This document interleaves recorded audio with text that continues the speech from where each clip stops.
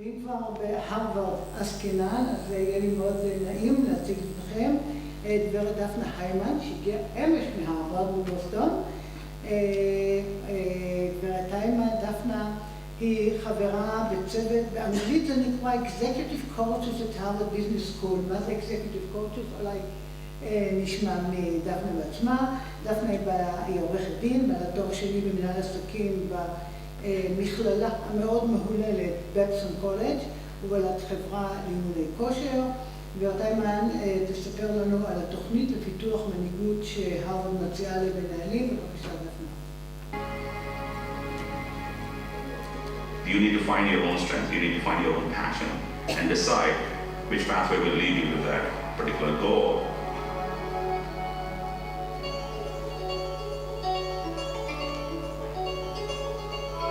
We get people from all different backgrounds, all different industries, all different functions. It's the ongoing lifelong learning. It's the ongoing transformation of our participants. That becomes a very powerful learning experience when they all come together in the classroom, which is the richness of the system. I always say when participants come here that you're not part of a family. This is not a transaction. We're in a world where everybody is teaching and everyone is learning. There's an intensity that comes with the academic programs here. It's discussion, it's enriched by people bringing their points of view. This is a very mission-driven institution. It's a two-way journey. We learn together.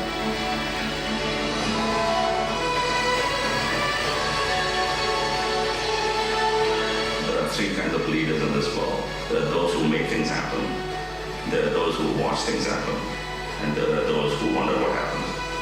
And we hope you are the kind of people who make things happen.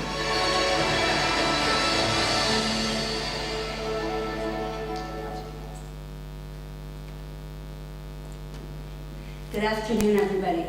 We're going to shake it up and move over to English for a little bit. My name is Dafna Hayman. I'm an executive coach at Harvard Business School. I'm part of an executive coach team. I'm going to talk to you a little bit about the program for leadership development. Leadership development is a topic that's generating a lot of buzz today. But what does it really mean and how does that happen? We talk about leaders, but is leadership really taught? Or are leaders just born that way? As the goal of this conference today is to examine each of your individual roles as leaders in your departments, in your organizations, maybe even in the country, I want to share with you some of my experience working with business leaders. So we talked a lot about different kinds of leaders today, and my hope is that through sharing my experiences that I have with business leaders working on their developments, you'll find some similarities and see what's applicable to you. So I'll start just by giving you an overview of the program for leadership development at Harvard Business School. I'll talk a little bit about what leadership is, what are the what are the components of leadership development. Then we'll talk a little bit about the path to finding your authentic leadership. And then I'll wrap up with some thoughts about how Harvard makes that transformation work. So the program for leadership development is part of the executive education courses. Harvard offers this as a substitute to an executive MBA. As the name indicates, the purpose of PLD is to develop and enhance leadership capabilities in individuals that have been identified as star contributors in their organizations. They're about, on average, 37 years old, a very international group, so only 33% are actually Americans, all the rest are from all over, and a large variety of industries. There are 4 modules to the PLD. It's 28 weeks long. Module 1 and 3 are done remotely, they do it online. And modules 2 and 4, they come for 2 very intense weeks on campus. Those weeks are a lot of learning, a lot of networking, and a lot of development work. So there are about 200 people in the cohort in the whole program, and that group is divided into groups of 8. So those groups of 8 we call them living groups, and the coach, my role as the executive coach, is to work with one living group as individuals. So we have a lot of one-on-one work that we do, as well as group facilitation. So we take the group through a process together. We call them living groups because they literally live together on campus. They work together on their group challenges, and they act as consultants to one another for their individual projects. These groups are designed to be culturally diverse. They're also professionally diverse, so we try to have a nice mix in the group. So the components of leadership development. When we talk about leadership development, we have to approach it as a leader, as an individual contributor, as well as part of the team. To have success, the team has to go through its own development process alongside the leader. And for both, they have to go through professional development as well as personal development. So we have the individual and we have the team, and both have to go through professional and personal development. There are stages that teams go through in order to become efficient and successful. Once a team is formed, they start working together and they go through some conflict. That's the storming phase, where the conflict arises. And if we set them up correctly, the team will move on to the norming stage, where they start to accept roles, goals, responsibilities, decision-making processes. And then once we're all done with those 3 stages, the team starts performing. They start achieving their goals, and each individual experiences the growth for themselves as well as for the team. We start our program with team building exercise and continue through a debriefing process that teaches them to examine different strategies of increasing team participation and motivation. So if we heard earlier about playfulness, we start our program with a whole day of playfulness. They're encouraged to reflect on their own leadership within a group of peers where they have no authority. We then move on to discuss stages of team development and put a plan in place for how the team will work together most effectively. So they discuss team aspirations and their individual aspirations for the program. The team commits to providing one another with ongoing and consistent real-time feedback throughout the program. So for example, we'll sit around the table and we'll go from one participant to the next, and they'll say, do you know what, I have a tendency to talk over people. I interrupt people while they're talking, something most Israelis can relate to. But if you see me do that, please stop me, because this is a behavior that I'm trying to change.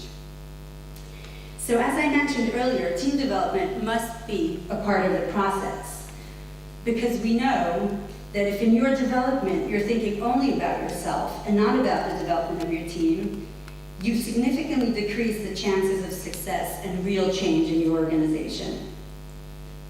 In terms of professional development, participants attend classes and they experience the HBS case methodology.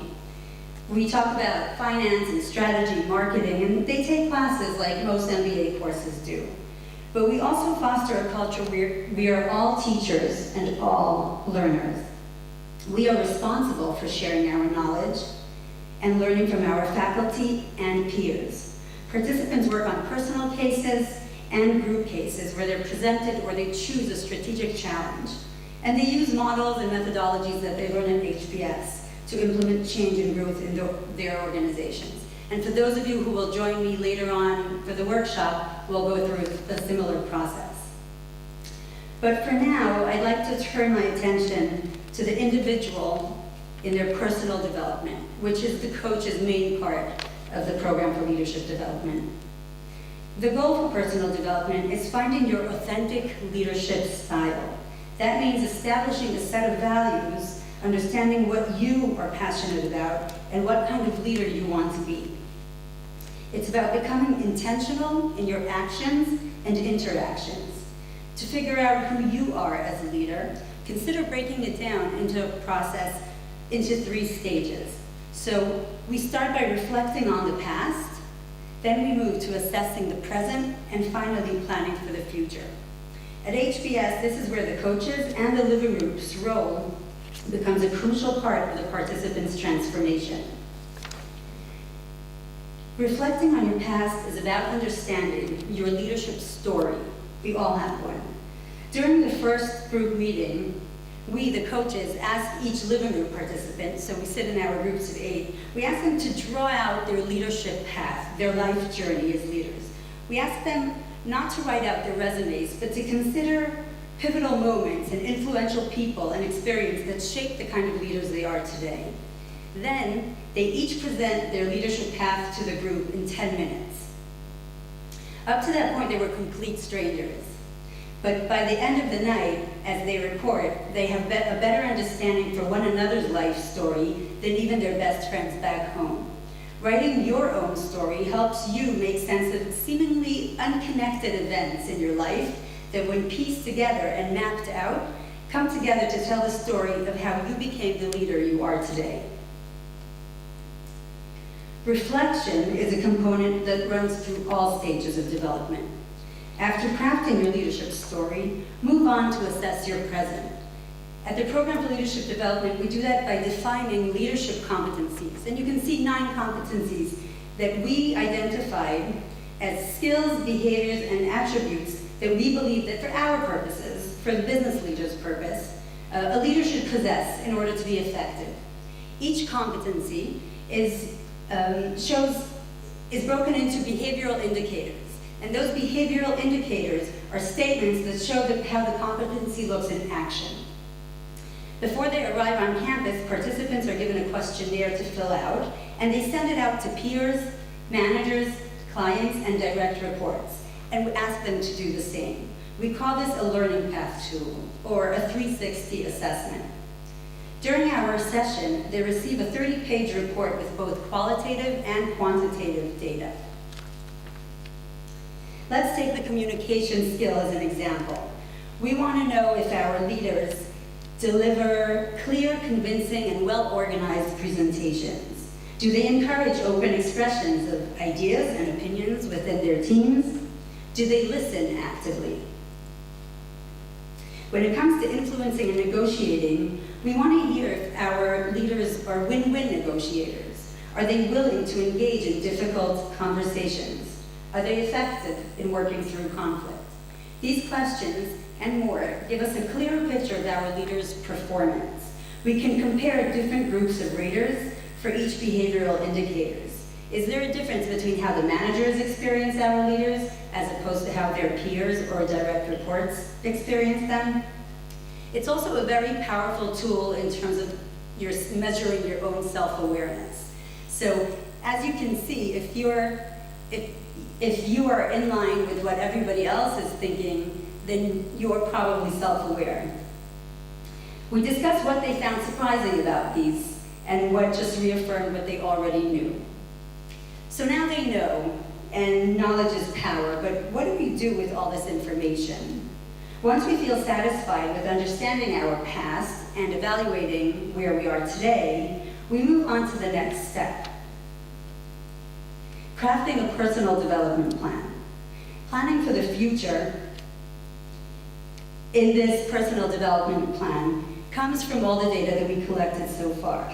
And these development plans need to be focused and actionable. So we ask them to find 1 or 2 areas that they want to improve on, and then 1 or 2 areas that they're really strong at, but still want to work on. And you might ask, why are we wasting our precious limited time on developing our strengths? Right? If I'm already good at something, why do I have to work on it to get better?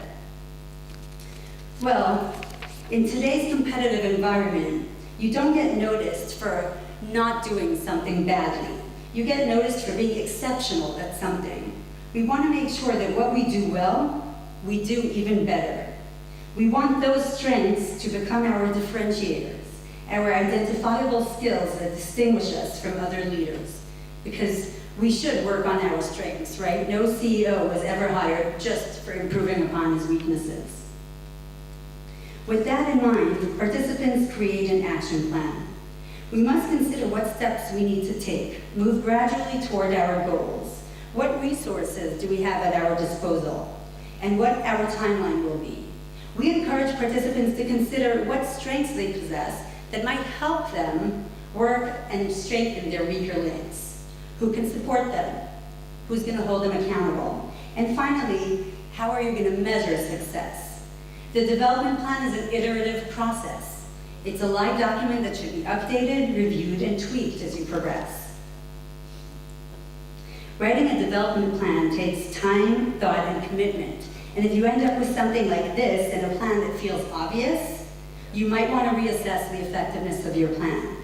This is a classic example. If you want to improve your active listening, you can't do it just by deciding to listen better. Consider this example from the world of fitness. If you have a goal of lifting 200 kilo, you can't just come up to that bar every day and attempt to lift it. That attempt alone won't make you stronger. You have to figure out what your prime movers will be, what muscles you need to strengthen in order to do the job. Some are going to be obvious, and some are going to require more research. Then you have to figure out what your limiting factors may be. Are you injured? Are you short on time? What equipment do you have at your disposal? And finally, what are the milestones that you need to reach along the way? To lift 200 kilo, you first have to lift 50, then 75, and so on. Crafting a development plan for personal growth is no different. You need a detailed plan that will consider where you are now, where you want to be, and how you're going to get from point A to point B. You need to be realistic about the time you will devote to it. What might get in your way, and how will you overcome those obstacles? Who will hold you accountable, and who will measure your success? If this sounds like a lot of work, well, that's because it is. And as the cliche goes, he who fails to plan is planning to fail. So we've talked about the process of leadership development, but what is the real secret sauce of the transformation? What do we expect to achieve in our programs at Harvard Business School? Our hopes and dreams for our participants are that we send them back to the real world with a wealth of knowledge and armed with various frameworks to tackle challenges. But even more than that, we hope that their time with us transforms their thought process, that they become intentional leaders. The true power of PLD lies in being immersed in a culture that teaches you to be curious about your surroundings, to value your contribution to the community, and allows you to safely test out different theories and behaviors. Participants learn the power of continuous reflection. They practice pausing, taking a time out, and evaluating their situation, what works and what doesn't. For the 28 weeks, they engage in deep self-reflection. They learn to withhold judgment, take risks, actively listen to their team and their peers. They are encouraged to take responsibility not only for their own development, but for the development of their team. They practice being consistent with their development and form good habits.